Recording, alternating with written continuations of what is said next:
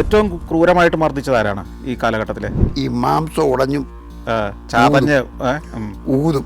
ഇങ്ങനെ കസേരയിരിക്കും, താഴെ നമ്മുടെ ഇരുന്നിട്ട് കാലുകൊണ്ട് ആ തുടയിൽ ഇങ്ങനെ പറടാന്ന് പറയും, ചവിട്ടിക്കൊണ്ടിരിക്കും. അന്നേരമാണ് സാക്ഷാൽ സ്വർഗം. അബ്ദുൾ റഹ്മാൻ എന്നാണ് പേര്. അറിയപ്പെടുന്നത് കറുത്ത അന്തർ. അന്തർ എടുത്തിട്ടില്ല, അന്തറിന് പഴ പണിയും ജനനേന്ദ്രിച്ച് പട്ടീസ് ചുറ്റി പെട്രോൾ ഒഴിച്ച് കത്തിച്ചു. അതിങ്ങനെ കത്തിക്കൊണ്ടിരിക്കുകയാണ്. അപ്പൊ അന്തർ ഇതിനെ നോക്കിയിട്ട് പറയാ, പറഞ്ഞോറാ ഏമാൻ ചോദിക്കുന്ന കേട്ടില്ലേ, പറഞ്ഞോളൂ. കല്യാണം കഴിക്കുന്നത് എവിടുന്നാ? ഗർഭിണിയായപ്പോൾ ഞാൻ ഉപേക്ഷിച്ചു. ഒരു 1.5 വർഷത്തിന് ശേഷം കിഴക്കേക്കോട്ട 14 നമ്പർ സ്റ്റാൻഡ് അവിടെ വെച്ച് ഇത് എന്നെ കാണുന്നു. അതുകൊണ്ട് ഉമ്മ അവര് എന്ന് പറയുന്നു, റോഡോട്ട് വീഴുന്നു. ചുരുക്കി പറഞ്ഞാൽ പിന്നെ കല്യാണം കഴിച്ചു. പിന്നെ അതോടുകൂടി ഞാൻ മനുഷ്യ രൂപം പൂണ്ടു.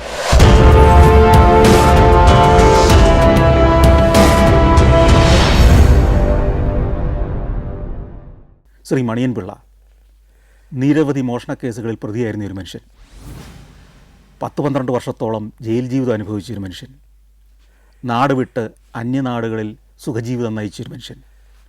ഇപ്പോൾ അദ്ദേഹം എങ്ങനെ ജീവിക്കുന്നു? ആ മനുഷ്യൻ്റെ ജീവിത കഥകളാണ് നമ്മൾ പറഞ്ഞു വന്നിരുന്നത്. നമുക്ക് തുടരാം. ഈ ഭാര്യയും കുട്ടിയായിട്ട് പിന്നെ ഇവിടുന്ന് നാട് വിടുകയാണ് അല്ലേ? ഒരു മോഷണം നടത്തി കിട്ടിയ പൈസയായിട്ട് നാട് വിടുകയാണ്. അങ്ങനെ തലശ്ശേരിയിലോട്ടാണ് ചെല്ലുന്നത്. തലശ്ശേരി ചെന്നിട്ട് പിന്നെ ബാംഗ്ലൂർ പോകാൻ എളുപ്പം വഴി ചോദിച്ചാൽ പറഞ്ഞു, ഇവിടുന്ന് ബാവലി ചെന്നാൽ ബാവലിന്ന് ബാംഗ്ലൂർക്ക് ബസ് കിട്ടും. വൈകുന്നേരം 5:30 ബസ്സുണ്ട്. വെളുപ്പിന് ഒരു 2:30-3 മണിയാകുമ്പോൾ ബാംഗ്ലൂർ കിട്ടും. അങ്ങനെ തലശ്ശേരിയിൽ നിന്ന് നേരെ ബാവലി കയറി. ബാവലി ഒരു ചെറിയ പാലമുണ്ട്. പാലത്തിനപ്പുറം കർണാടകവും ഇപ്പുറം കേരളവും. അപ്പോൾ ഭയങ്കര മഞ്ഞ് വീഴ്ചയാണ് അവിടെ. ഞങ്ങളൊരു 5 മണിക്ക് ചെന്നു. അപ്പോൾ പാലത്തിനപ്പുറത്തെ കർണാടക ബസ് വരത്തുള്ളൂ, പാലത്തിന് ഇപ്പുറത്ത് വരത്തില്ല. ഞങ്ങൾ അപ്പുറത്ത് ചെന്നിട്ട് അവിടെ നിന്നു. കുറേ നേരം കഴിഞ്ഞ് തന്നെ 6 മണിയായിട്ട് വണ്ടി വരുന്നില്ല, 5:30 പോകാനുള്ള വണ്ടിയാണ്. അപ്പോൾ എന്താ നിങ്ങൾ ബസ്? അപ്പോൾ അവർ കർണാടകത്തിൽ പറഞ്ഞു, ಇವತ್ತು ಗಾಡಿ ಬರ್ತಾ നാളെ ಬೆಳಿಗ್ಗೆ ಬರ್ತೀನಿ, ಇವತ್ತಿಲ್ಲ, ഇന്ന് ബസ്സില്ല, നാളെ രാവിലെ വരത്തുള്ളൂ എന്ന് പറഞ്ഞു. ഇന്ന് ബസ് കുഴപ്പമാണ്, ഇനി ആന ഇറങ്ങും, സന്ധ്യ കഴിഞ്ഞാൽ വണ്ടി കൊടുത്തില്ല. അപ്പോൾ ഞങ്ങൾ അപ്പുറത്ത് ചെന്ന് കഴിഞ്ഞാൽ പിന്നെ കേരള വണ്ടി കിട്ടും, നിങ്ങൾ പോയി മാനന്തവാടി ചെന്നാൽ നിങ്ങൾക്ക് അവിടെ താമസിക്കാൻ, നാളെ രാവിലെ വരികയെന്ന് പറയും. അങ്ങനെ അടുത്ത ഒരു കടയെടുത്ത് വന്ന് നിന്നു. മഴ ഇങ്ങനെ ചെറുതായി മഞ്ഞിങ്ങനെ പെയ്തുകൊണ്ടിരിക്കുക, വെള്ളം പോലെ തന്നെ വീണുകൊണ്ടിരിക്കുക. അപ്പോൾ ഒരു കടയിൽ ചെന്ന് ഒരു ചായ ചോദിച്ചു. ചായ തന്നു. ആ ചായ ചോദിക്കുന്ന സമയത്ത് ഞങ്ങളെപ്പോലെ ഒരു ഭാര്യയും ഭർത്താവും, ഗർഭിണിയായ ഒരു ഭാര്യയും ഒരു ഭർത്താവും അവരവിടെ നിൽക്കുന്നു. ഞങ്ങൾ ചായ കഴിച്ചിട്ടുണ്ടെങ്കിൽ ഞാൻ പറഞ്ഞത് ആ സ്ത്രീ കൊടുക്കുക, ഗർഭിണി സ്ത്രീയാണ്. ആദ്യം വേണമെന്നൊക്കെ പറഞ്ഞു കൊടുത്തു. രണ്ടാമത് ചായ അയക്കും കൊടുത്തു. ഞങ്ങൾക്ക് 2 ചായ വന്ന് 4 പേരും കൂടെ ചായ കുടിച്ചുകൊണ്ടിരിക്കുന്ന സമയത്ത് ചോദിച്ചു, എവിടെ പോകുന്നത്? ഞാൻ ഹിന്ദുവാണ്, പെണ്ണ് മുസ്ലിമാണ്. ഞങ്ങൾക്കൊരു കൊച്ചുണ്ടായപ്പോൾ ഹിന്ദുക്കൾ പറയുന്നത് ഹിന്ദുക്കളെ പേര് വളർത്തണമെന്ന്, മുസ്ലിങ്ങൾ പറയുന്നത് മുസ്ലിങ്ങളെ പേര് വളർത്തണം. അങ്ങനൊരു പ്രശ്നമായിട്ട് ഞങ്ങൾ സ്ഥലം വിട്ട് പോവുകയാണ്. ഞങ്ങളുടെ ഒരു ഫ്രണ്ട് ബാംഗ്ലൂരുണ്ട് എന്ന് പറഞ്ഞു. ഇന്നിനിപ്പോൾ ഇവിടുന്ന് വണ്ടി കിട്ടത്തില്ല, നിങ്ങൾ ഒരു കാര്യം ചെയ്യും, ഞങ്ങൾ മാനന്തവാടിക്ക് പോവുക, മാനന്തവാടി ഇവിടെ അടുത്താണ്, അവിടെ റൂം എടുക്കാമെന്ന് പറഞ്ഞു. അങ്ങനെ അന്ന് 2 കൂട്ടരും അവരവരുടെ ഇതിൽ അവരവരുടെ ചിലവിൽ താമസിച്ചിട്ട് പിറ്റേന്ന് ഇവർ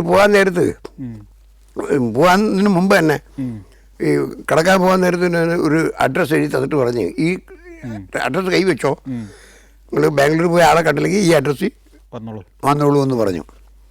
രാവിലെ വിളിച്ചു കൊടുത്താൽ ഒക്കത്തില്ല, കാരണം ഞങ്ങളെ തല്ലിക്കൊല്ലും, അത്ര തണുപ്പാണ്, രാവിലെ എഴുന്നേക്കുന്നത് നിങ്ങൾ മടിക്കും, ഞങ്ങൾക്കത് ശീലമായിട്ട് കുഴപ്പമില്ലെന്ന് പറഞ്ഞു. അങ്ങനെ പറഞ്ഞവരെ പോയി. പിന്നെ ബാംഗ്ലൂർ പോയി. ബാംഗ്ലൂർ ചെന്നിട്ട് ഈ സുഹൃത്തിനെ കണ്ടില്ലേ? എന്താ സംഭവിച്ചത്? അങ്ങനെ തിരിച്ച് ഈ അഡ്രസ്സുകാരൻ്റെ അടുത്ത് പോകേണ്ടി വന്നു. അങ്ങനെ അവിടെ ചെല്ലുന്നു. അതെവിടെയാ ആ സ്ഥലം? മൈസൂർ ഡിസ്ട്രിക്റ്റിൽ നഞ്ചങ്കോട് താലൂക്കിൽ എടയാള ഗ്രാമം. ശരി. അവിടെ ചെന്ന് പിന്നെ എന്തായി? പിന്നെ തൊഴിൽ കൃഷിയിലേക്ക് ഇറങ്ങിയോ? എന്താണ്? അല്ല, അവിടെ ചെന്ന് ആദ്യമായിട്ട് ഇയാളെ ചെന്ന് കണ്ട് അയാൾ താമസിക്കാൻ അയാളുടെ വീട്ടിൽ തന്നെ സൗകര്യം തന്നു. അത് കഴിഞ്ഞ് അവിടെ എന്തെങ്കിലും ഒരു ബിസിനസ് ചെയ്യണമെന്ന് പറഞ്ഞു. എന്ത് ചെയ്യാൻ? ഇവിടെ എങ്ങും ഇല്ലാത്തൊരു ബിസിനസ് ചെയ്യാമെന്ന് പറഞ്ഞു. അപ്പം അവിടെ എങ്ങും ഇല്ലാത്തൊരു ബിസിനസ് എന്ന് പറയുന്നത് ഒന്നുമില്ല, അവിടെ എല്ലാ ബിസിനസ്സും ഉണ്ട്. അപ്പം കച്ചവടക്കാരെ എതിര് വരാതിരിക്കണമെങ്കിൽ അവിടെ ഇല്ലാത്തൊരു ബിസിനസ് തുടങ്ങണം എങ്കിലേ. അപ്പം ഞാൻ നോക്കിയപ്പം ചൂട് സേമിയ പായസം അവിടെ എങ്ങും ആരും കേട്ടിട്ടില്ലാത്ത ഒരു സമ്പ്രദായം. ഉത്സവ സ്ഥലങ്ങളിൽ അന്നത്തെ കാലത്ത് ഭയങ്കര മാർക്കറ്റുള്ളൊരു സാധനമാണ്. അങ്ങനെ തലമുറ കലമൊക്കെ പിടിച്ച് സേമിയ പായസം കീറ് എന്നാണ് അവിടെ അറിയപ്പെടുന്നത്. ഗീർ. അങ്ങനെ ആ വ്യാപാരം തുടങ്ങി. പിന്നെ ബജ്ജി ഉണ്ടാക്കി തുടങ്ങി. പിന്നെ ഒരു ക്യാൻറ്റീൻ പോലാക്കി. ക്യാൻറ്റീൻ പോലാക്കിയപ്പോഴത്തേക്ക് ഒരു മെസ്സ് തുടങ്ങാനുള്ള ഒരു അനുവാദം കിട്ടി. രാവിലെ ചപ്പാത്തി അത് ഇതൊക്കെ അവിടെ ഉണ്ടാക്കി ഉണ്ടാക്കിക്കൂട്ട്. പിന്നെ കേരള ഹോട്ടൽ എന്ന് പറഞ്ഞൊരു ഹോട്ടലുണ്ട് അവിടെ. ഒരു തലശ്ശേരിക്കാരൻ കാക്കയാൾ നടത്തിക്കൊണ്ടിരുന്നത് ഇബ്രാഹിംകുട്ടി എന്ന് പറയും. അദ്ദേഹം പറഞ്ഞു ഇത് നീ എടുത്തോ. കുഞ്ഞാമത് എന്ന് പറഞ്ഞ ആളാണ് എന്നെ കൊണ്ടുപോകുന്നത്. കുഞ്ഞാമത് പറയുന്ന കണക്ക് ചെയ്താൽ മതി എന്ന് പറഞ്ഞു. അങ്ങനെ ആ കടയും വാടകയ്ക്ക് എടുത്തപ്പോൾ ഞാൻ തിരിച്ച സ്വർണ്ണം അവിടെ നിന്ന് വിറ്റു. തിരിച്ച് കാശാക്കി. അതായത് ഇവിടുന്ന് മോഷ്ടിച്ചുണ്ടായ സ്വർണ്ണം. അതെ, അന്നേരം വിൽക്കാൻ തുടങ്ങുന്നത്. കട തുടങ്ങി കട ഡെവലപ്പായി വരുന്നുണ്ട്. പിന്നെ കുറച്ച് വിറ്റ് ഇവിടെ പ്രൊഫഷണൽ സ്റ്റോർ, ജനറൽ സ്റ്റോർ, നമുക്ക് കടയ്ക്ക് ആവശ്യമുള്ള സാധനമെല്ലാം നമ്മൾ വേറൊരു കടയെടുത്തൊക്കെ നടത്താൻ തുടങ്ങി.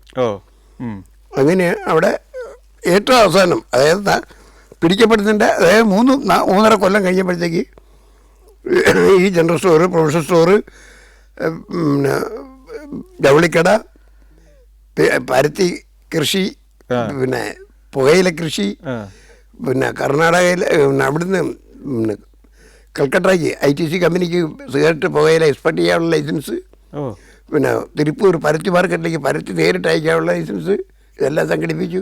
അപ്പോൾ അതായത് അത്യാവശ്യം നല്ല ചുറ്റുപാടിലായി അവിടെ മൈസൂരിൽ അല്ലേ? നല്ല ചുറ്റുപാടൊക്കെ. അതായത് പിന്നീട് ഇനി ഒരിക്കലും പിടിക്കപ്പെടില്ല എന്നൊരു ചിന്ത തന്നെയാണ്. കാരണം സലീം പാഷയാണ്. എൻ്റെ ബാങ്ക് അക്കൗണ്ടും പേരൊക്കെ മാറ്റിയപ്പോഴത്തേക്കും പേര് സലീമെന്ന് നേരത്തെ ഉണ്ട്. കല്യാണം കഴിക്കുന്നതിന്റെ ആവശ്യത്തിന് വേണ്ടി സലീം ആയതല്ലേ. അപ്പോൾ അവിടെ അറിയപ്പെടുന്നൊക്കെ സലീം പാഷയാണ്. സലീം പാഷ കർണാടകത്തിലെ സമ്പന്ന വർഗ്ഗക്കാരാണ് ഈ ഭാഷ വർഗ്ഗക്കാർ. ഞാനും ഭാഷ ചേർത്തു. സലീമിനെ ഇവിടുന്ന് ഉണ്ടായിരുന്നുള്ളൂ, അവിടെ ചെന്ന് ഭാഷയും കൂടെ ചേർത്തു. അപ്പോൾ സലീം ഭാഷയാവാൻ കാരണം അത് ഒരു ബാങ്കിൽ ആഫീസ് ബോയ് എന്ന് പറഞ്ഞ ഒരാളുണ്ട്. അയാൾ പറഞ്ഞു സലീം ഒരു ഭാഷ, സലീം ഭാഷ ഇച്ചിരി വെയിറ്റ് ആയിട്ടിരിക്കുന്നു സലീം ഭാഷ. അപ്പോൾ ഒരു 4 കൊല്ലത്തോളം അവിടെ അങ്ങനെ വിലസി. എപ്പോഴാണ് ഈ പോലീസ് പിന്നെ നമ്മളെ പിടിക്കുന്നത്, അല്ലെങ്കിൽ അതിനുള്ള കാരണമായത് എന്താ? എൻ്റെ ഇടയ്ക്ക് ഞാൻ എൻ്റെ അമ്മയെ കാണാൻ പോകും. ഒരു വർഷത്തിൽ എങ്ങനെ 2 പ്രാവശ്യം അമ്മയെ കാണാൻ പോകുമായിരുന്നു. അപ്പോൾ എൻ്റെ പെണ്ണുപിള്ള അവരുടെ അമ്മയെ കാണാത്തതുകൊണ്ട് ഒരു വിഷമം പെണ്ണുപിള്ള കത്ത് പോയത്തില്ല. കാരണം പഠിത്തമുള്ള കോച്ചല്ലേ. അപ്പോൾ ഞാൻ പറഞ്ഞു നിൻ്റെ വീട്ടിൽ പോയാൽ ശരിയാവത്തില്ല, ഒരു കുഴപ്പമില്ലെങ്കിൽ പോയിട്ട് വരാൻ പറഞ്ഞു. അങ്ങനെ സാമധാന ഭേദ ദണ്ഡം എല്ലാം കഴിഞ്ഞിട്ടും ഈ ഒരേ പല്ലവിയായിട്ട് ഞാൻ മക്കളാന്ന് വെച്ചു. പോയപ്പോഴത്തേക്ക് ഈ പോലീസ് എന്നെ ഇവിടെ അന്വേഷിച്ച് അവിടെയൊക്കെ ചെന്ന് എല്ലാം പറഞ്ഞ് ഏർപ്പെടുത്തി വെച്ചിരിക്കുക.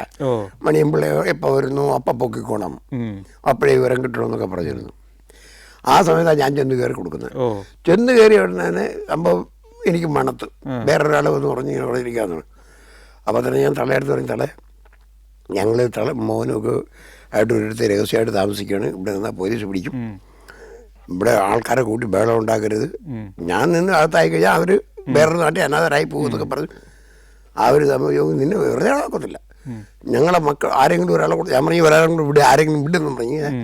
ഇവരെ കാണണമെന്നോ, മകളെ കാണണം, ഉണ്ടെന്നറിയണ്ടേ, അല്ലെങ്കിൽ അവർ എഴുത്തെങ്കിലും എഴുതണ്ടേ, അവർക്ക് എഴുത്തും വായന അറിയാവുന്നത് കൊച്ചല്ലേ എന്നും പറഞ്ഞാൽ ഇവർ തുടങ്ങുന്നത്. അയൽക്കാരിക്കുക എനിക്കറിയാം. അവിടെ നിന്ന് കഴിഞ്ഞാൽ ആരെങ്കിലും ഫോൺ ചെയ്തിട്ടുണ്ടെങ്കിൽ വണ്ടി വരാൻ സമയം ആയിക്കൊണ്ടിരിക്കുക. അപ്പോൾ അതിന് മുമ്പേ പോകും വേണം. ഏതായാലും 3/4 മണിക്കൂർ കിട്ടുമത്തേ ഉള്ളൂ. അങ്ങനെ അവിടുത്തെ ഇളയ ചേർക്കനെ സമ്മതിച്ചു. അങ്ങനെ കൊണ്ട് പോവുക. 2-3 ദിവസം ഏറിയ 5 ദിവസം അതിൽ കൂടാകത്തില്ലായിരുന്നു.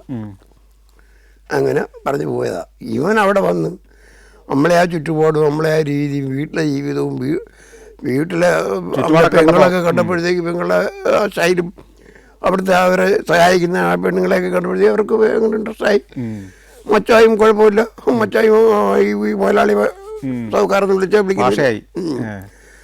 അത് കാരണം ഇവന് ആ 1 മാസം അങ്ങ് നിന്നു. അവൻ തിരിച്ചു പോകുന്നില്ല.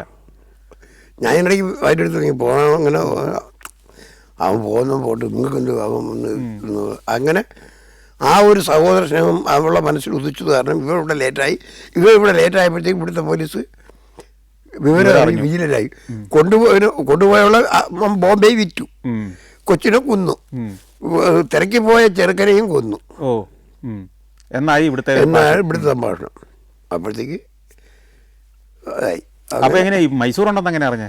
ഇവൻ തന്നെ വരുന്നു. ഇവൻ വരാൻ നേരത്തെ ഞാൻ ഇതിൻ്റെ അടുത്ത് പറഞ്ഞു നീ വീട്ടിൽ പോകുന്നതിന് മുമ്പേ നീ തിരുവനന്തപുരത്ത് ചെന്നാൽ നിൻ്റെ ചേട്ടനെ പോയി കാണണം.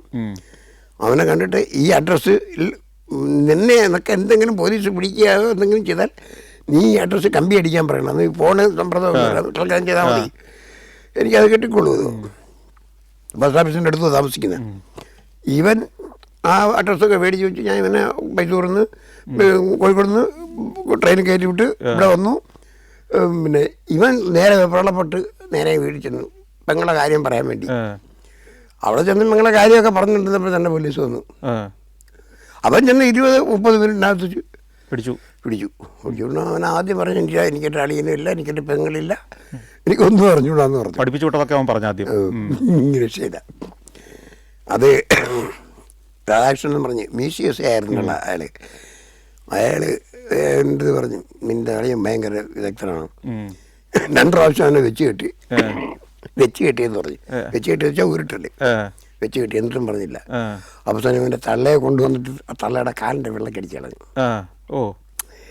അന്നേരം ഇവൻ പറഞ്ഞു ഉണ്ടെന്ന്. അങ്ങനെ അവനെ കൂട്ടിക്കൊണ്ടാണോ സ്ഥലം കാണിച്ചു കൊടുക്കുന്നത്. ശരി, അവിടെ നമ്മളെ പിടിക്കുകയാണ്. പിന്നെ വീണ്ടും കൊണ്ടുവന്ന് കോടതിയായി, കേസായി. പിന്നെ എത്ര ആൾ പിന്നെ ജയിലിൽ കിടന്നു? പിന്നെ 2-2.5 വർഷമായപ്പോഴത്തേക്ക് ജാമ്യം കിട്ടി, ഒരു 3-4 കേസ് ഉൾപ്പെടെ. അന്നേരം 5 കേസോ 6 കേസോ ഉണ്ടായിരുന്നു. 2-3 വെറുതെ വിട്ടു. ബാക്കിയുള്ള കേസ് നിലവിൽ ജാമ്യം എടുത്തു. ജാമ്യം എടുത്തിറങ്ങി ഞാൻ വേറൊരു കേസ് ഇട്ടാക്കാതങ്ങ് ചെയ്തു. അതാണ് ഈ വർക്കല കേസുമായിട്ട് ബന്ധപ്പെട്ട കേസ്. അതിന് ഞാൻ നേരെ തോവരംകുറിച്ചിയിലാണ് പോകുന്നത്, തമിഴ്നാട്. ഓക്കെ. ഈ മൈസൂരിലെ കടയും സ്ഥലവും എല്ലാം ഗവൺമെന്റ് ലേലം ചെയ്തു. ശരി, ലേലം ചെയ്തു. അത് പരസ്യമായിട്ട് ലേലം ചെയ്തതിൽ അന്നത്തെ കാലത്ത് 83 91 ലക്ഷം രൂപയുണ്ട്. ശരി, സർക്കാർ ഏറ്റെടുത്തു. അതിനുവേണ്ടി ഞാൻ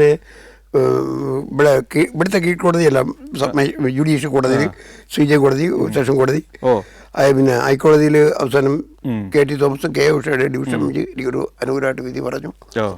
മൈസൂരിൽ ജീവിച്ചിരുന്ന കാലത്ത് ഒരു പ്രമാണിയായിട്ട് തന്നെയാണ് ജീവിച്ചിരുന്നതെന്ന് ആ പുസ്തകത്തിലുണ്ട്. അവിടെ ഇലക്ഷന് നിൽക്കാൻ തക്ക ജനപിന്തുണയൊക്കെ ഉണ്ടായി. രാഷ്ട്രീയ പാർട്ടികൾ നമ്മളെ ഇലക്ഷൻ നിർത്താൻ പോയി, അല്ലേ? അതെ. ജനങ്ങൾക്ക് അത്ര ഇഷ്ടമായിരുന്നു ആ കാലത്ത്? അവിടെ 27,000 പോപ്പുലേഷനുള്ള ആ ഗ്രാമത്തിൽ, ഞങ്ങളുടെ നിയോജക മണ്ഡലം എന്ന് പറയുമല്ലോ ഇവിടെ ഗ്രാമത്തിൽ, അവിടെ പിന്നെ കോൺഗ്രസ്സാണ് അവിടുത്തെ എംഎൽഎമാർ. ഇന്ത്യയിൽ ആദ്യമായിട്ട് ജനതാ പാർട്ടി രൂപം കൊള്ളുകയും രാമേഷ് നായരുടെ പാർട്ടി തലപ്പത്ത് വരികയും അവിടെ ജനതാ പാർട്ടിയുടെ ഒരു ടിക്കറ്റിൽ ഒരാളുടെ നിർത്തണമെന്ന് ആ ഗ്രാമത്തിൽ കുറേ പുരോഗമനവാദികൾ ചിന്തിക്കുകയൊക്കെ ചെയ്തപ്പോൾ അവരവിടെ നോക്കിയപ്പോഴത്തേക്ക് സർവ്വസമ്മതൻ മണിയമ്പിള്ളയാണ്, സലീം പാഷയാണ്. ഹിന്ദുക്കൾക്കും മെജോറിറ്റി ഉണ്ട്, മുസ്ലിങ്ങൾക്കും മെജോറിറ്റി ഉണ്ട്. മുസ്ലിങ്ങളാണ് ഇച്ചിരി കൂടുതലുള്ളത്. അപ്പോൾ സലീം പാഷ നിൽക്കട്ടെ, കാരണം എല്ലാവർക്കും സമ്മതമാണ്. കാരണം എല്ലാവർക്കും സമ്മതം ഞാൻ എല്ലായിടത്തും അങ്ങനെയാണ് പെരുമാറുന്നത്. കാരണം അന്ന് അവിടെ ഒരു പുരുഷൻ ജോലി ചെയ്ത 1.5 രൂപയെ ശമ്പളമുള്ളൂ. സ്ത്രീക്ക് 75 പൈസയാണ് അന്നത്തെ കാലത്ത്. 77-78 കാലമാണ്.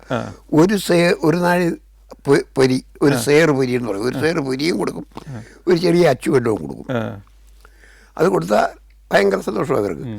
ഞാനാണെങ്കിൽ സ്ത്രീക്ക് 3 രൂപയും പുരുഷന് 5 രൂപ ശമ്പളം കൊടുക്കും. വൈകുന്നേരത്ത് പാടത്ത് ജോലി, വരമ്പത്ത് കൂലി എന്ന് പറഞ്ഞാൽ കരുതുന്നത്. മാത്രമല്ല എന്തെങ്കിലും ഒരു ആവശ്യം എന്ന് പറഞ്ഞു കഴിഞ്ഞാൽ അവരോടൊപ്പം നമ്മൾ സഹകരിക്കുകയും അവരുടെ കല്യാണത്തിനായാലും അങ്ങനെയുള്ള അതിൽ ജനങ്ങൾക്കെല്ലാം ഈ 12 കൊല്ലം കൊണ്ട് ഭയങ്കര ഇഷ്ടമായി. മറ്റു ഒരു നടപടികളുമില്ല. ആ രീതി ഒക്കെ ഭയങ്കര ഇതായ കാരണം ജനങ്ങൾ പറഞ്ഞു. ഈ ഇലക്ഷൻ്റെ എത്ര ദിവസം മുമ്പാണ് ഈ പോലീസ് വന്ന് പിടിക്കുന്നത്? സൂക്ഷ്മ പരിശോധന നടത്തി എൻ്റെ പേപ്പർ സ്വീകരിച്ചാൽ ഞാൻ ജയിച്ചു. അതായത് നാളെ സൂക്ഷ്മ പരിശോധന നടത്തുന്നു. ഇലക്ഷൻ കമ്മീഷൻ എൻ്റെ പത്രിക സ്വീകരിക്കുന്ന ലാസ്റ്റ് ദിവസം, അതിൻ്റെ തലേന്ന്. കാരണം വേറെ എതിർ സ്ഥാനാർത്ഥി ഇല്ല. അത് ശരി, നമ്മുടെ പത്രിക സ്വീകരിച്ചാൽ നമ്മൾ ജയിച്ചു. പിന്നെ തിരഞ്ഞെടുക്കാതെ തന്നെ ജയിച്ചു എന്നുള്ളതായിരുന്നു അത്. പിന്നെ എനിക്ക് അന്നേരം പകരം നിന്ന ആൾ ഒരു 5 കൊല്ലം മിനിസ്റ്ററായി. അതൊരു മുസ്ലിം സ്ഥാനാർത്ഥിയായിരുന്നു. അങ്ങനെയൊക്കെ ആയിരുന്നു അവിടുത്തെ ഒരു പാർട്ടിയുടെ ഇത്. രാമേഷ് ഹെഗ്ഡെയുടെ ബാംഗ്ലൂർ യശോധരയുള്ള വീട്ടിൽ പോയിട്ടുണ്ട്, സ്വന്തപുര. പിന്നെ ഊണ്ടൂറാവുമായിട്ട് ഹെലികോപ്റ്റർ യാത്ര ചെയ്തിട്ടുണ്ട്. അന്നത്തെ ബുക്കിംഗ്. അപ്പോൾ ഇലക്ഷൻ്റെ ക്യാമ്പയിനിലൊക്കെ പങ്കെടുത്തിരുന്നോ? അവിടെ രാമകൃഷ്ണയുടെ എനിക്ക് വേണ്ടി പ്രസംഗിക്കുകയൊക്കെ ചെയ്തതാ. അത് ശരി. രാമകൃഷ്ണയുടെ ഈ ഗ്രാമത്തിലൊക്കെ വന്നു. ഞങ്ങളുടെ ഇടയാള ഗ്രാമത്തിൽ വന്നു. അത് ആദ്യമൊക്കെ ആയിട്ടാണ് അങ്ങനെയൊക്കെ ഒരു ഉണ്ടായിരുന്നു. ഒരു 3-4 കൊല്ലം അവിടെ ജീവിതം വേറൊരു രൂപത്തിലായിരുന്നു അല്ലേ? ജനകീയനുമായിരുന്നു, അത്യാവശ്യം നല്ല ബിസിനസ്, വളർച്ച. അങ്ങനെ പോയിരുന്നെങ്കിൽ ചിലപ്പോൾ വേറൊരു ലെവലിലെത്തിയനെ. അങ്ങനെ ആയിരുന്നെങ്കിൽ നമ്മൾ ഒരിക്കലും കണ്ടുകൂട്ടത്തില്ലായിരുന്നു. ഒരിക്കലും ഞാൻ ഏതെങ്കിലും കേന്ദ്രമന്ത്രിയോ അല്ലെങ്കിൽ പിന്നെ ഏതെങ്കിലും സംസ്ഥാനത്ത് ഗവർണറോ ഒക്കെ ആയി പോകുമായിരുന്നു. ചിലപ്പോൾ മലയാളിയായ ഒരു കേന്ദ്രമന്ത്രി എന്ന മട്ടിൽ ചിലപ്പോൾ ഞാനിങ്ങനെ ഒരു പരിപാടി ചെയ്തേനെ. പാടാ. ഞാൻ കന്നഡക്കാരാ. ഞാൻ കന്നഡത്തിൽ ജനിച്ചു വളർന്നതിനായിട്ട് ഇവിടെ കന്നഡത്തിൽ ജനിച്ചു വളർന്നവനായിട്ടാണ് അവിടെ ജീവിച്ചത്. ഞാൻ ഇലക്ഷൻ ഇരിക്കുമ്പോൾ ഞാൻ കന്നഡത്തിൽ ജനിച്ചു വളർന്നതായിട്ട് ആണ് ഡിക്ലെയർ ചെയ്തത്. അപ്പോൾ ആ നാട്ടുകാർക്ക് അറിയത്തില്ലേ മറ്റൊരു നാട്ടിൽ നിന്ന്? ആ നാട്ടുകാരാണ് എനിക്ക് ഇതിനു വേണ്ടി സഹായിച്ചത്. പിന്നെ ഒരു മണിയൻ എന്ന് പറയുന്ന മണിച്ചട്ടി, പിന്നെ ആഫീസുമായി എന്ന് പറഞ്ഞ അദ്ദേഹം, പിന്നെ ഒരു സത്താർ. ഇവർ ആ നാട്ടിലെ പ്രമാണിമാരും സ്വത്തുകാരും. പക്ഷെ അവിടെ നാട്ടുകാർക്ക് അറിയില്ല ഇങ്ങനെ പുറത്തുനിന്ന് വന്നയാളാണ് എന്നുള്ളത്. അതെ, അവർക്ക് ഇലക്ഷന് കമ്മീഷൻ മാത്രം അറിഞ്ഞാൽ എല്ലാവരും നേരത്തെ പണ്ട് കാലം പോലെ അവിടെ ജനിച്ചു വളർന്നവരുണ്ട്. മലയാളികൾ കുഞ്ഞാമ്പതൊക്കെ അവിടെ കുഞ്ഞിലെ പോലെ വളർന്നവരല്ലേ. അപ്പോൾ ജീവിതം ഒരു ചെറിയ ഒരൊറ്റ ദിവസത്തിന്റെ വ്യത്യാസത്തിൽ വേറൊരു വഴിക്ക് തിരിഞ്ഞു പോയി അല്ലേ? തിരിച്ച് പോലീസ് ഇവിടെ പിടിച്ചുകൊണ്ട് വരുന്നു. ഏകദേശം 2 വർഷത്തോളം ജയിലിൽ കിടക്കുന്നു. പിന്നെ പുറത്തിറങ്ങി പിന്നെ വീണ്ടും മോഷണങ്ങളൊക്കെ നടത്തിയോ? മൈസൂരിൽ നിന്ന് വന്നതിന് ശേഷമാണ് ഞാൻ തിരുപ്പൂർ പോകുന്നത്. തോരംകുറിച്ച് അവിടെ ഈ മോഷണം നടത്തിയിട്ടുണ്ട്. ഉണ്ട് മൈസൂരിൽ നിന്ന്. വീണ്ടും 5 കൊല്ലം 5 കേസിൽ 3 കേസ് വെറുതെ വിടുന്നു. 2 കേസിന് നിലവിൽ 2 കേസിന് ജാമ്യം എടുക്കുന്നു. ജാമ്യം എടുത്തിട്ടാണ് വർക്കറെ മോഷണം ചെയ്യുന്നത്. ഓ അത് ശരി. ആ മോഷണം മുതലും കൊണ്ടാണ് ഭാര്യയും കൊച്ചുകളെയും വീണ്ടും തോരംകുറിച്ച്, തമിഴ്നാട് തോരംകുറിച്ച് പോകുന്നു.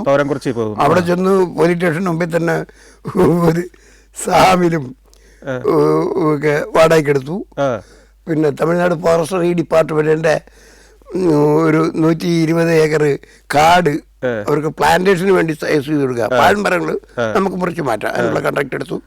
അത് കഴിഞ്ഞിട്ട് വിറവ് മധുരയ്ക്ക് കയറ്റി അയക്കാൻ തുടങ്ങി. ഈ പാഴ്മരം വിറവായിട്ട് അങ്ങനെയൊക്കെ തുടങ്ങിക്കൊണ്ടിരുന്നു. അങ്ങനെ അതെത്ര കാലം അങ്ങനെ ജീവിച്ചവിടെ? അവിടെ ഒരു 6 മാസം കഷ്ടി. അതിന് മുമ്പേ വർക്കലല്ല പോലീസ് അവിടെ വന്ന് പിടിച്ചു. അതെങ്ങനെയാണ് അവിടെ ഉണ്ടെന്ന് അറിഞ്ഞേ? ഈ ഞാൻ നേരത്തെ പറഞ്ഞായിരുന്നല്ലോ, എന്നെ അറിയാവുന്ന ഒരാൾ പറഞ്ഞു വർക്കല കേസിൽ. അവർ അന്വേഷിച്ചു മണി ഇന്നണക്ക് ജാമ്യത്തിൽ ഇറങ്ങി പെൺപിള്ളയായിട്ട് എവിടെയോ പോയി. അപ്പോൾ അവരുടെ അടുത്ത് അന്വേഷിച്ചു. പറഞ്ഞു അവർ മൈസൂരാണ്, അവർ മൈസൂരിൽ നിന്നാണ് വന്നത്. മൈസൂരിൽ ആരൊക്കെ ബന്ധം? എൻ്റെ ഭാര്യയുടെ അനിയത്തിയുടെ ഭർത്താവ് മൈസൂരുകാരനാണ്. അവൻ്റെ ബന്ധുക്കളൊക്കെ തമിഴ്നാടാണ്, തോരംകുറിച്ചിയാണ് താമസിക്കുന്നത്. അങ്ങനെ അവനെ ഈ ഭാര്യയുടെ നെഞ്ചിൽ തപ്പി അവിടെ ചെന്നപ്പോൾ അവനെ കിട്ടി. അവൻ്റെ അടുത്ത് ചോദിച്ചപ്പം അവൻ പറഞ്ഞ് ഇന്നടുത്ത് താമസം പറഞ്ഞു. അവങ്ങനെ അതായത് ഭാര്യയുടെ അനിയത്തി വഴി കണക്ട് ചെയ്ത് ഭാര്യയുടെ അനിയത്തിയുടെ ഭർത്താവിൻ്റെ ബന്ധുക്കളുള്ള നാട് എന്നത് അങ്ങനെ കണക്ട് ചെയ്ത് പോലീസ് തോരംകുറിച്ചി വന്നു. തോരംകുറിച്ചി വന്ന് പോലീസ് അവിടെ കിടക്കുമ്പോൾ ഞാൻ കേരള പോലീസിൻ്റെ വണ്ടി അവിടെ ഞാൻ കാണുന്നു. ഞാൻ എൻ്റെ തൊട്ടുകുമ്പി കടയിരിപ്പുണ്ട്. സോവിൽ നടത്തിക്കൊണ്ടിരിക്കുക. തടിമില്ലുണ്ട്, പിന്നെ ഈ ഫർണിച്ചർ മാർട്ടുമുണ്ട്. ഈ തോരംകുറിച്ചി പോലീസ് സ്റ്റേഷനിലേക്ക് ഞാൻ 5-6 കസേരയൊക്കെ പണിഞ്ഞു കൊടുത്തു. ഞാനല്ല, വേറെ പണിക്കാരെ വെച്ച് കൊടുത്തു. അവിടെയൊക്കെ നല്ല ഡീസൻ്റ് ആയിട്ട് അങ്ങനെ നിൽക്കുകയാണ്. എവിടെ ചോദിച്ചാലും അങ്ങനെ തന്നെ ഡീസൻ്റ് തന്നെ. കാരണം കാശിന് മാത്രമേ ഉള്ളൂ ഞാൻ ജോലി ചെയ്യുന്നത്. എനിക്ക് എങ്ങനെയെങ്കിലും ഇച്ചിരി കാശ് കിട്ടി കഴിഞ്ഞാൽ എന്തെങ്കിലും ഒരു ബിസിനസ് ചെയ്ത് നമുക്ക് ജീവിക്കണം, ഞാൻ മുഖേന ആരെങ്കിലും ഒക്കെ ജീവിക്കണം എന്നുള്ള ആഗ്രഹം. എന്നുവെച്ചാൽ എനിക്കൊരു പ്രമാണിയായിട്ട് നടക്കണമെന്നൊരു തോന്നല് കുഞ്ഞിനെ ഈ സമൂഹത്തിനോട് തോന്നിയ ആ ഒരു വേർപ്പ്, എല്ലാവരും നമ്മളിന്ന് മാനിക്കണം എന്നുള്ള ആ തോന്നൽ, അത് അവസാനം കുമ്പളയായിരുന്നു എന്നുള്ള കാര്യം വളരെ വൈകിയാണ് അറിയുന്നത്. അതുകൊണ്ട് ഈ വഴി ആരും തിരഞ്ഞെടുക്കരുത് പറയുന്നതും പ്രാർത്ഥിക്കുന്നതും ഈ പുസ്തകത്തിൽ എഴുതുന്നതൊക്കെ അത് തന്നെയാണ്. ഒരിക്കലും ഈ മോഷണം ഒരിക്കലും അംഗീകരിക്കാനൊക്കത്തില്ല, അംഗീകരിക്കപ്പെടരുത്. കാരണം എങ്ങനെയോ ഇറച്ചിയരുത് പെട്ടുപോയി കഴിഞ്ഞാൽ പിന്നെ അവൻ്റെ ജന്മം പോയി. കാരണം അവനെന്നല്ല, അവൻ്റെ ഫാമിലി, അവൻ്റെ ഓരോ തലമുറകളും അത് ബാധിക്കപ്പെടും. കാര്യങ്ങളും കൊച്ചിനെ പോലെ ഇന്നും പറയാം, ആ കൊച്ചിനിടെ അല്ലെങ്കിൽ അതാരാ ഇന്നാര പെങ്ങള് എന്ന് എനിക്ക് തന്നെ പറയാൻ മാനക്കെട്ട് തോന്നുന്നുണ്ട്. അപ്പോൾ അവരുടെ എന്തെല്ലാം ത്യാഗങ്ങൾ. ഞാൻ അത് കാരണം എൻ്റെ സഹോദരങ്ങളുടെ മക്കളുടെ ചടങ്ങുകൾക്കൊന്നും അങ്ങനെ പോകാറില്ല. കല്യാണത്തിനൊക്കെ പോകണമെങ്കിൽ തലേന്ന് നിന്ന് പോയെന്ന് അവിടെ കാണിച്ചു കഴിഞ്ഞ് പോരുന്നത്. ആ മുഹൂർത്തത്തിന് അവരെ താലി കെട്ടുന്നിടത്ത് അങ്ങനെ ഒന്നും പോയല്ല. പിന്നെ എന്താണ് ഈ മോഷണം അത് എന്നേക്കുമായിട്ട് നിർത്തണമെന്ന് തീരുമാനിച്ചത്? എൻ്റെ ഭാര്യ 93 മരിക്കുന്നു. എൻ്റെ ഭാര്യ മരിച്ചതിന് ശേഷം ജയിലിൽ നിന്ന് ഇറങ്ങുന്ന ഞാൻ 2 ചിറവും ഇല്ലാത്ത ഒരു പക്ഷിയെ പോലെയായിരുന്നു. ഒന്നിനോടും ഒന്നും ആലോചിക്കാനില്ല. ഭാര്യ മരിക്കാൻ കാരണം എന്താ? ഗൾഫിൽ പോയി ഹാർട്ടിന് തയ്യാറായി. ഭാര്യ ഗൾഫിൽ പോയിരുന്നു. ഭാര്യയുടെ ജ്യേഷ്ഠയുടെ മക്കളും ഭാര്യയുടെ ആങ്ങളുടെ മോളും ഭർത്താവും ഒക്കെ ബന്ധുക്കളവിടെ ഉണ്ട്. ഞാൻ ജയിലില്ലാന്ന് അറിഞ്ഞപ്പോഴത്തേക്ക് അവർ കൊണ്ടുപോയി. അവിടെ നിൽക്കട്ടെ, ജയിലിൽ നിന്ന് വരുമ്പോൾ വരാമെന്നും പറഞ്ഞു. അപ്പോൾ ഇതാണ് അത് ആണ് ഹാർട്ട് പ്രശ്നം കൊണ്ടാണോ മരിച്ചത്? അതാണ് അവിടുന്ന് വായിച്ചു തന്ന സർട്ടിഫിക്കറ്റ്. അവിടെ വെച്ചാണോ മരിച്ചത്? ഗൾഫിൽ വെച്ചാണ് മരിച്ചത്? അവിടെ തന്നെ സംസ്കരിച്ചു? അല്ലല്ല, നാട്ടിൽ കൊണ്ടുവന്നു. ഇവിടെ കൊണ്ടുവരുമ്പോൾ ഞാൻ എന്നെ ജയിലിൽ നിന്ന് കൊണ്ടുവന്നു. പോലീസ് എസ്കോർട്ടോടെ ഇവിടെ കൊണ്ടുവന്ന് ചടങ്ങിനൊക്കെ പങ്കെടുത്തതിന് ശേഷം തിരിച്ചുപോയി. അത് കഴിഞ്ഞ് ജയിലിൽ നിന്ന് ഇറങ്ങുമ്പം തീരുമാനിച്ചു ഇനി വേണ്ട, അങ്ങനെയാണോ? ഇനി അതെ, ഛർദ്ദിച്ചു. നമ്മളെന്തായോ ഇഷ്ടപ്പെട്ടതെല്ലാം വാരി കഴിച്ചാലും ഛർദ്ദിച്ച് കഴിച്ചാൽ പിന്നെ അതിന് ആ കണ്ണിൽ കൂടെ നോക്കാൻ നമുക്ക് തോന്നില്ല. ആ രീതിയിലായി. മാത്രമല്ല എല്ലാം കൊണ്ടും മാനസികമായിട്ടും തകർന്നു പോയി. കാരണം ഇതുകൊണ്ടൊന്നും നേടുന്നില്ല. എന്തെല്ലാം സൗഭാഗ്യങ്ങളുണ്ടെന്ന് അതൊക്കെ ഒരു മരീചികയാണ്. കാരണം മോഷ്ടിക്കുന്ന സമയത്തുള്ള ആ പണം, ആ സുഖം, ആ ആവേശം, അത് ചേമ്പലയിലെ വെള്ളമാണ്. അത് ദയവ് ചെയ്ത് ഓരോരുത്തരടുത്തും അപേക്ഷിക്കുന്നതല്ല, ചങ്ക് പൊട്ടി പറയുകയാണ്. കാല് കൊണ്ട് ചവിട്ടിയാൽ പോലും കൈ കൊണ്ട് കൊണ്ടരുത്. ഇല്ലെങ്കിൽ അത് ആർക്കെങ്കിലും കാണിച്ചു വിടാം, അവരാരെങ്കിലും എടുത്തിട്ട് പോയിക്കോട്ടെ. നമ്മളാ പാപകാരത്തിൽ പെട്ടുപോയാൽ, അറിയാതെ പോലും പെട്ടുപോയാൽ, അല്ലെങ്കിൽ പിന്നെ ഇവിടുത്തെ രാഷ്ട്രീയക്കാരായിരിക്കണം എന്നാൽ രക്ഷയായിട്ടും. പിന്നീട് ഈ പുസ്തകം എഴുതുന്നതിലേക്ക് വന്നത് എങ്ങനെയാണ്? അതിനുള്ള സാഹചര്യം ഉണ്ടായത് എങ്ങനെയാണ്? എൻ്റെ പുസ്തകം എഴുതിയ ജെ.ആർ. ഇന്ദുഗോപൻ എൻ്റെ ഒരു അടുത്ത ബന്ധുവൊക്കെയാണ്. എൻ്റെ ഒരു വളരെ അടുത്ത വെൽവിഷറുമൊക്കെയാണ്. ഒരിക്കൽ അദ്ദേഹത്തിന് എന്നെ കണ്ണാണെങ്കിൽ അണ്ണാ, പിന്നെ ഞാൻ ചിറ്റപ്പനാൻ പറയും, അണ്ണൻ്റെ ജയിലിലെ കഥകൾ വല്ലതും ഉണ്ടെങ്കിൽ ഒരെണ്ണം പറയണ. എനിക്ക് അവിടെ അപ്പം അദ്ദേഹത്തിന് ജോലി കിട്ടിയ ഇടയ്ക്കായിരുന്നു. ഞാൻ പറഞ്ഞ അത്രയേ ഉള്ളൂ. ഞാൻ മണിയറ തങ്ങളുടെ ഒരു കഥ ഇവിടെ അരറ്റമൊക്കെ പറഞ്ഞ് ഞാൻ ആ ഒരു കഥ പറഞ്ഞു കൊടുത്തു. ഒരു കള്ളം വേറൊരു കള്ളനെ സാക്ഷ്യപ്പെടുത്തി പറഞ്ഞൊരു വാർത്ത ഇത് വെച്ച് അത് വന്നു. മനോരമ സപ്ലിമെൻ്റ് വന്നു. നേരത്തെ ഡയറി എഴുതുന്ന സ്വഭാവമാണ്. എൻ്റെ അച്ഛൻ്റെ കിട്ടിയത്. ആ ഡയറി എഴുത്ത് പോലെ ഞാൻ ഡയറി എഴുതുന്നത് ജയിലിലും എഴുതുമായിരുന്നു. ജയിലിൽ നിന്ന് നോട്ട് ബുക്ക് മേടിച്ച് ക്യാൻറ്റീനിൽ നോട്ട് ബുക്ക് ഉണ്ട്. ആ നോട്ട് ബുക്ക് എഴുതിയ സംഭവങ്ങളൊക്കെ ഉണ്ടെന്ന് പറഞ്ഞിട്ടുണ്ടെങ്കിൽ അണ്ണ ഇങ്ങനെ എടുത്തോണ്ട് വാ നമുക്ക് നോക്കാം. അങ്ങനെ നോക്കിയപ്പം എഴുതാൻ കൊള്ളാമെന്ന് തോന്നിയിട്ട് പറഞ്ഞു നമുക്ക് എഴുതാം. അങ്ങനെയാണ് ശരിക്കും പിന്നെ അദ്ദേഹത്തിന് കഥകൾ പറഞ്ഞു കൊടുക്കുകയായിരുന്നു അല്ലേ? അത് എഴുതി. അതെ, ഒരു വർഷവും ചില്ലറ കൊണ്ട് സമയം കൊണ്ട്. അത് ഏത് വർഷമായിരുന്നു? അത് 2011, 12, 13 ആ കാലഘട്ടത്തിൽ. അതോടെ കേരളത്തിൽ മണിയൻപിള്ള, തസ്കരൻ മണിയൻപിള്ള എന്നത് വലിയൊരു സംഭവമായി മാറി അല്ലേ? ഇപ്പോൾ എങ്ങനെയാണ് ജീവിതം മുമ്പോട്ട് പോകുന്നത്? ഇപ്പോൾ മകൻ്റെ സംരക്ഷണയിലാണ്. പലവിധ രോഗങ്ങളുണ്ട് നേരത്തെ പറഞ്ഞ കണക്ക്. മകൻ എന്താ ചെയ്യുന്നത്? മകൻ തയ്യലാണ്. 10-20 വർഷം ഗൾഫിലായിരുന്നു. ഗൾഫിൽ നിന്നുകൊണ്ട് ഒരു 10-15 സെൻറ്റ് വസ്തു, ഒരു കൊച്ചു വീടും ഒക്കെ ഒപ്പിച്ചു. ഇപ്പോൾ അവിടെ പിന്നെ പോകുന്നില്ല. ഈ വീടൊക്കെ ഒപ്പിച്ചതിന് ശേഷം വന്നിട്ട് പോയിട്ടില്ല. മകന് ഒരു വിഷമമില്ലേ അച്ഛനെ ഇങ്ങനെ ഇപ്പോൾ ഇങ്ങനെ കാണുമ്പോൾ? പിന്നെ ഏത് മക്കൾക്ക് ആ വിഷമമില്ലാത്തത്? പറയുമോ? പറയാറില്ല, പക്ഷെ ഉണ്ട്, ഉള്ളിലുണ്ടാവും. കാരണം അവർക്കൊന്നും ഒരു നേപേശയ്ക്ക് ഞാൻ ഒന്നും ഉണ്ടാക്കി കൊടുത്തിട്ടില്ലല്ലോ. കുറച്ച് പേര് ദോഷം മാത്രം. അതെ, ഇനിയും അവനും ഒരു പെൺകുട്ടിയാണ്. അപ്പോൾ പെണ്ണിൻ്റെ വാപ്പാടെ വാപ്പ ഇങ്ങനെയാണെന്ന്, അല്ലെങ്കിൽ അച്ഛൻ്റെ അച്ഛൻ ഇങ്ങനെയാന്ന് പറഞ്ഞ് താങ്ങാൻ ഒക്കത്തില്ല. പിന്നെ ഞാൻ ഒരിക്കലും ആത്മഹത്യക്ക് ശ്രമിച്ചതാണ്. അപ്പോൾ ആത്മഹത്യ ചെയ്യാനൊരു പേടിയില്ല. ഞാൻ എന്നെ ചത്തുകളഞ്ഞാണ് അറിയോ. പിന്നെ വേറൊന്നുകൂടെ ചെയ്യുന്നുണ്ട്. ഇപ്പോൾ എൻ്റെ ബോഡി ഞാൻ മരിച്ചാൽ ആർക്കും ഒരു ഉത്തരവാദിത്വം വരരുത്. എൻ്റെ ബോഡി മിക്ക കോളേജിലേക്ക് ഇത് ചെയ്തിട്ടുണ്ട്. അതും ഈ ഇന്ദുഗോപൻ മുഖേനയൊക്കെ ഉള്ള അറേഞ്ച് ചെയ്ത് തന്നിട്ടുണ്ട്. ആരൊക്കെ ബുദ്ധിമുട്ട് വേണ്ട അവർ നോക്കിക്കോളും. ഇനി അത് മാത്രമല്ല, ഞാൻ ഹിന്ദുവായിട്ട് ജനിച്ചു, പിന്നെ മുസ്ലിമായിട്ട് മാറി. അത് കഴിഞ്ഞ് ഞാൻ ബൈബിൾ കോളേജിൽ ഒരു വർഷം പഠിച്ചു. അത് കഴിഞ്ഞ് കുമ്പനാട് ഫാം ഫെയ്ത്ത് ആക്ഷൻ മിനിസ്റ്ററിയിൽ കുറച്ചുനാൾ വർക്ക് ചെയ്തു. അങ്ങനെയൊക്കെ. അപ്പോൾ ഞാൻ ഏത് ജാതിപ്പെടും? അങ്ങനെ ഒരു ജാതിക്കൊക്കെ അതീതനായി.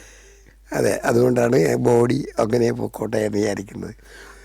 തീർക്കുകയാണെങ്കിൽ ഒരു കാര്യം കൂടെ പറയാം. ആ പിന്നെ ഇത് കേൾക്കുന്നവർ ദയവ് ചെയ്ത് ഒരുപാട് പേരുടെ വീരസാഹസിക കഥകൾ കേട്ട് പിന്നെ വളരെ ആവേശം കൊള്ളുന്നവർ ദയവ് ചെയ്ത് ഓർക്കുക, അറിഞ്ഞോ അറിയാതെ പോലും ഒരാളുടെ മുതൽ മോഷ്ടിക്കരുത്. മോഷ്ടിച്ചാൽ ഇന്നത്തെ വലിയ വലിയ ആളുകൾ വല്ല ടാറ്റായ പിള്ളയോ ഇവിടുത്തെ മന്ത്രിമാരൊക്കെ ചെയ്യുന്ന പോലെ ചെയ്യുക. ചെയ്ത് ആരും അറിയരുത്. അറിഞ്ഞു പോയാൽ എത്ര ജന്മം എല്ലാവർക്കും അത് ബാധകമാവും. അതുകൊണ്ട് ഒരു അപേക്ഷ, ഇത് ശ്രദ്ധിക്കുന്നവർ ഇതിലാവേശം കൊള്ളരുത്.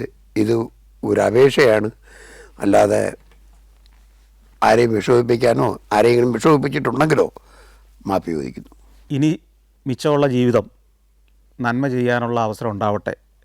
അത് സാധിച്ചില്ലെങ്കിൽ അടുത്ത തലമുറയ്ക്ക് പഠിക്കാനുള്ളൊരു ഉപാധിയായി സ്വന്തം ശരീരം മാറട്ടെ എന്നാഗ്രഹിച്ചാണ് ഇപ്പോൾ സ്വന്തം ശരീരത്തെ മെഡിക്കൽ കോളേജിന് സംഭാവന ചെയ്യാൻ തീരുമാനിച്ചിരിക്കുന്നത്. അടുത്ത തലമുറയ്ക്ക് ഗുണം ഉണ്ടാവട്ടെ അല്ലേ? തീർച്ചയായിട്ടും.